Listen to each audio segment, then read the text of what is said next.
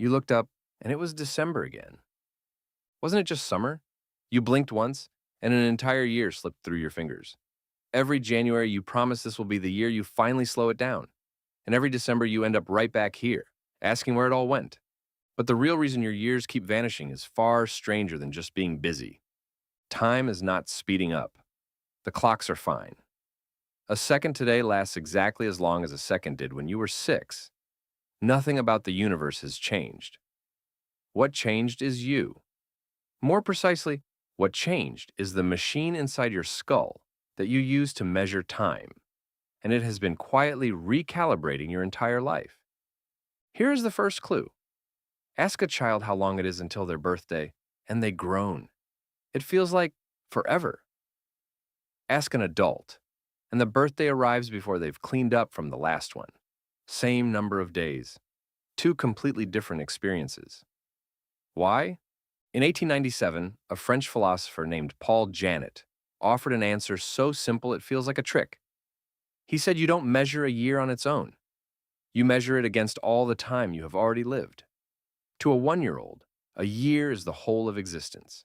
To you at 40, a year is barely 2% of it. The years aren't shrinking. Your reference point is swelling. The psychologist William James noticed the same thing in his landmark book on the mind, published in 1890. He wrote that as you age, the days and weeks flatten and lose their edges until the years grow hollow and collapse.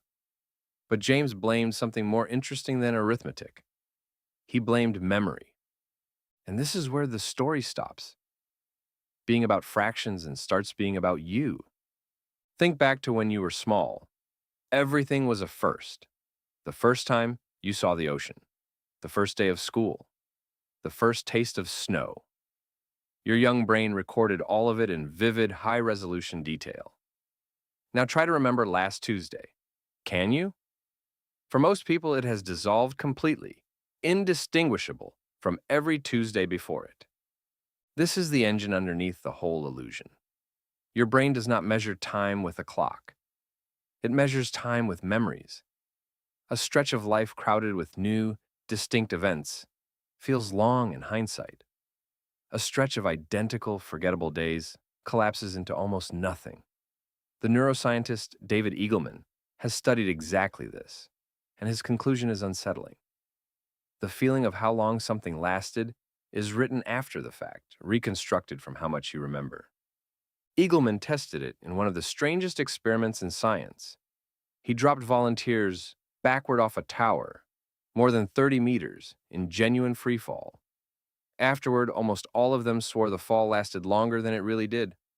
So he gave them a screen to wear during the drop, flashing numbers just too fast to read normally. If fear truly slowed time, they should have been able to read those numbers.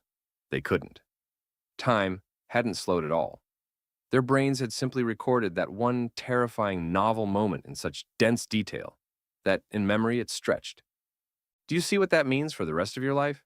When you stop collecting new experiences, you stop making the raw material your brain uses to feel time pass. Adulthood is a slow surrender of novelty. The same commute, the same desk, the same weekends melting into one another. You are not living less.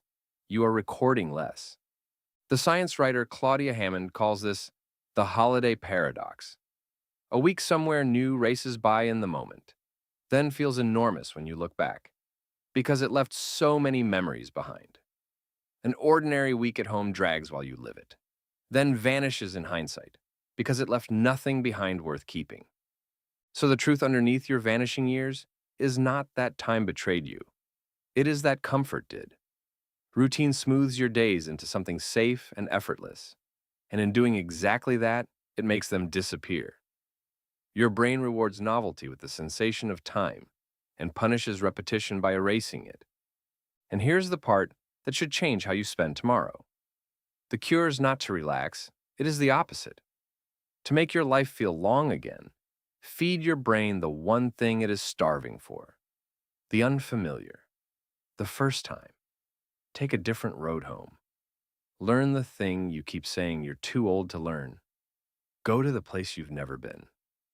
Every genuine first carves a fresh groove into your memory, and a life full of fresh grooves is one that, looking back, feels enormous.